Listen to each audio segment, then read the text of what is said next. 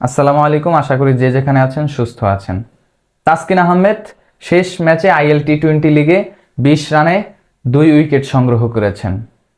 তবে সেই বিষয়টার চেয়ে সবচেয়ে সামনে আসছে আইএল টি-20 লিগে পারফরমেন্স করা তাসকিন আহমেদ যখন আইপিএলে দল পাননি। কোনো দল আইপিএলের কোনো ফ্রাঞ্চাইজি তাকে নিয়ে আগ্রহ দেখায়নি আইপিএলের নিলামে।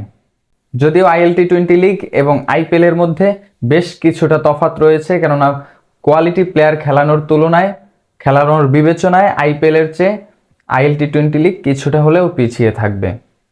তবে বিগত 2 আসরে আইপিএলের যেখানে বিভিন্ন দল বিভিন্ন সময়ে তাসকিনের সাথে সরাসরি যোগাযোগ করার চেষ্টা করেছে, বাংলাদেশ ক্রিকেট বোর্ড এনওসি দেয়নি এবং তাসকিন আহমেদও সেই সময়ে জিম্বাবুয়ের বিপক্ষে টেস্ট খেলেছিলেন, দেশপ্রেমের বহিঃপ্রকাশ করেছিলেন তিনি।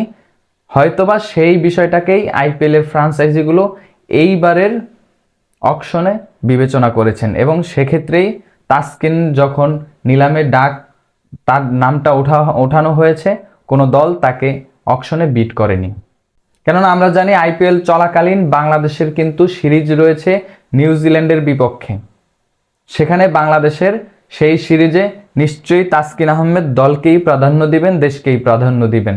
তবে মুস্তাফিজের বেলায় কিন্তু সেই কথাটা একটু ভিন্ন, কেননা মুস্তাফিজ শুধুমাত্র টি-20 এবং ওডিআইটাকেই প্রাধান্য দেন। সেক্ষেত্রে মুস্তাফিজ টেস্টটাকে একটু এড়িয়ে চলেন।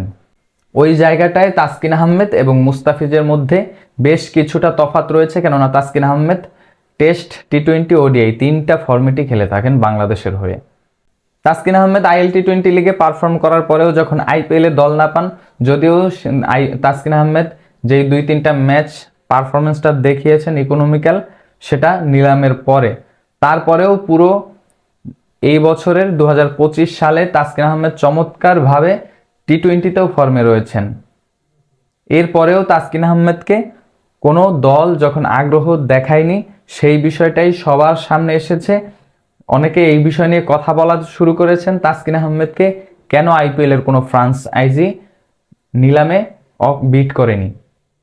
সেক্ষেত্রে আমি বলবো বাংলাদেশের যখন নিউজিল্যান্ডের সাথে সিরিজ রয়েছে, আইপিএলের কোনো দল তার বিগত যে আচরণগুলো রয়েছে আইপিএলের দলগুলোর প্রতি, সেই বিষয়টা বিবেচনা করেই তারা এবারের আইপিএলে অকশনে তাসকিন আহমেদকে বিট করেনি।